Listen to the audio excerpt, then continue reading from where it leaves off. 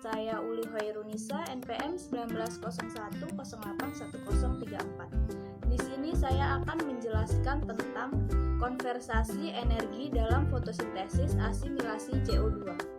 Yang pertama yaitu pengendalian kompleks stomatal pertukaran gas daun dan kehilangan air. Epidermis daun mengandung pori-pori yang menyediakan pertukaran gas antara ruang udara internal dan lingkungan sekitar.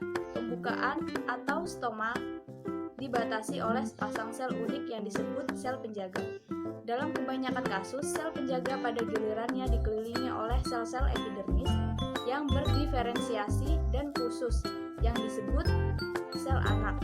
Stoma bersama dengan sel pelindung yang berbatasan dan sel anak perusahaan disebut dengan kompleks stomata atau aparatus stomata. Ciri yang membedakan kompleks stomata adalah sepasang sel pelindung yang berfungsi sebagai katup yang dioperasikan secara hidrolik. Sel penjaga mengambil air dan membengkak untuk membuka pori ketika CO2 diperlukan untuk fotosintesis.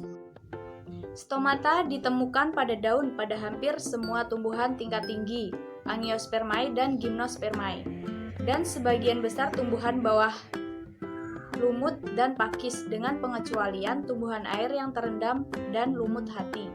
Dalam Angiospermae dan Gymnospermae, mereka ditemukan di sebagian besar bagian udara, termasuk struktur tidak berdaun seperti bagian dan batang bunga, meskipun mungkin tidak berfungsi dalam beberapa kasus. Ciri paling mencolok dari kompleks stomata adalah sepasang sel pelindung yang membatasi pori. Sel-sel epidermis khusus ini memiliki kapasitas untuk mengalami perubahan turgor yang dapat dibalik yang pada gilirannya mengatur ukuran celah di antara mereka. Ketika sel pelindung sepenuhnya turgid, apertur terbuka, dan saat lembek, apertur ditutup. Meskipun ada banyak variasi pada temanya, secara anatomis kami mengenali dua tipe dasar sel pelindung, yaitu tipe Graminaceous dan tipe Ellipse. Yang kedua, bagaimana stomata membuka dan menutup. Kekuatan pendorong untuk pembukaan stomata dikenal sebagai serapan osmotik air oleh sel pelindung dan akibatnya peningkatan tekanan hidrostatik. Hasilnya adalah deformasi sel yang berlawanan yang meningkatkan ukuran bukaan di antara mereka. Dalam kasus sel pelindung elips, dinding yang menebal menjadi cekung, sedangkan pada sel berbentuk halter pegangannya terpisah tetapi tetap paralel. Penutupan stomata mengikuti hilangnya air dan akibatnya penurunan tekanan hidrostatik dan relaksasi dinding sel pelindung. Ketika sel pelindung mengambil air, ekspansi mengikuti jalur yang resistensinya paling kecil, yaitu mendorong dinding punggung yang relatif tipis keluar ke dalam sel epidermis tetangga.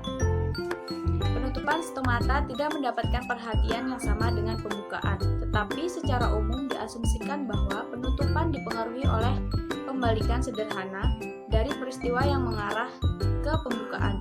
Di sisi lain, laju penutupan seringkali terlalu cepat untuk dihitung hanya dengan kebocoran pasif ion dari sel pelindung, yang mengarah ke saran bahwa pompa metabolik spesifik lainnya bertanggung jawab untuk secara aktif mengeksklusi ion pada saat penutupan. Salah satu kemungkinannya adalah bahwa sinyal untuk penutupan stomata menstimulasi pengambilan Ca2+ ke dalam sitosol. Penyerapan Ca2+ akan mendepolarisasi membran sehingga memulai rangkaian peristiwa yang mencakup pembukaan saluran anion untuk memungkinkan pelepasan Cl- dan malat. Menurut skenario ini, hilangnya anion selanjutnya akan mendepolarisasi membran, membuka saluran K+ dan memungkinkan difusi pasif K+ ke dalam anak perusahaan dan sel epidermis yang berdekatan. Apa sumber ATP yang menggerakkan pompa protol sel penjaga? Dua sumber paling logis adalah fotosintesis dalam kloroplas, sel penjaga atau respirasi sel. Meskipun sebagian besar sel penjaga memang mengandung kloroplas, mereka umumnya lebih kecil, lebih sedikit, dan dengan tilakoid lebih sedikit daripada sel mesofil yang mendasarinya. Seperti disebutkan di atas, kloroplas sel penjaga tampaknya kekurangan mesin enzimatik untuk fiksasi karbon fotosintetik. Di sisi lain, meskipun produksi ATP belum diukur secara langsung, bukti tidak langsung menunjukkan bahwa mereka mampu menggunakan energi cahaya untuk menghasilkan ATP, suatu proses yang dikenal sebagai fotofosforilasi. Fotosintesis mungkin bukan satu-satunya sumber energi langsung, karena pergerakan stomata dapat terjadi dalam gelap. Sumber energi alternatif adalah respirasi sel.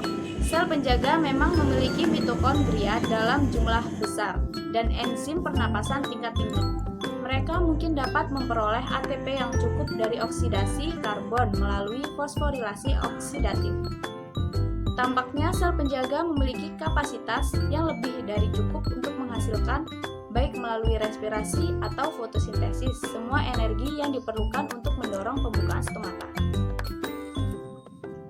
Yang selanjutnya, cahaya dan karbon dioksida mengatur pembukaan stomata. Stomata biasanya buka saat fajar. Selain itu, stomata yang tertutup oleh paparan CO2 tinggi dapat diinduksi untuk membuka secara perlahan jika ditempatkan di tempat yang terang. Kedua tanggapan tersebut tampaknya dihasilkan dari dua efek cahaya yang terpisah, satu tidak langsung dan satu langsung.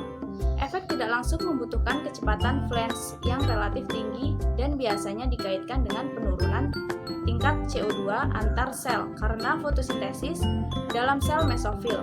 Dengan argumen yang sama, penutupan sel pelindung dalam gelap dapat dikaitkan dengan akumulasi CO2 pernapasan di dalam daun.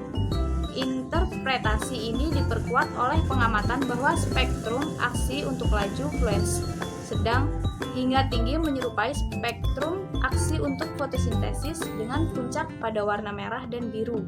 Jadi, tampaknya CO2 adalah pemicu utama dan bahwa setidaknya dalam daun utuh efek tidak langsung dari cahaya dapat bekerja melalui pengaturan tingkat CO2 antar sel.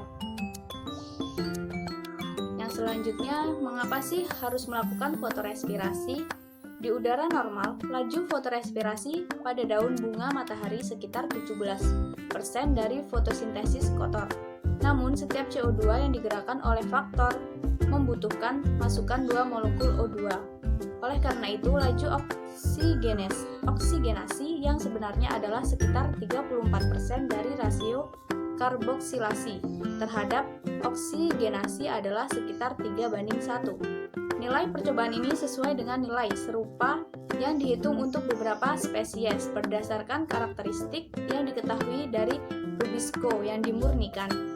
Rasio karboksilasi terhadap oksigenasi tergantung bagaimanapun pada tingkat relatif O2 dan CO2 karena kedua gas bersaing untuk mengikat di situs aktif di Rubisco. Ketika konsentrasi O2 menurun, tingkat relatif karboksilasi meningkat sampai pada O2 0. Fotorespirasi juga 0. Di sisi lain, peningkatan level relatif O2 atau penurunan CO2 menggeser keseimbangan menuju oksigenasi. Peningkatan suhu juga akan mendukung oksigenasi karena suhu meningkat, kelarutan gas dalam air menurun. Tetapi kelarutan O2 kurang terpengaruh daripada CO2. Jadi O2 akan menghambat fotosintesis diukur dengan reduksi CO2 bersih pada tumbuhan yang berfotorespirasi. Baik, itu saja penjelasan dari saya. Kurang lebihnya saya mohon maaf. Saya akhiri. Wassalamualaikum warahmatullahi wabarakatuh.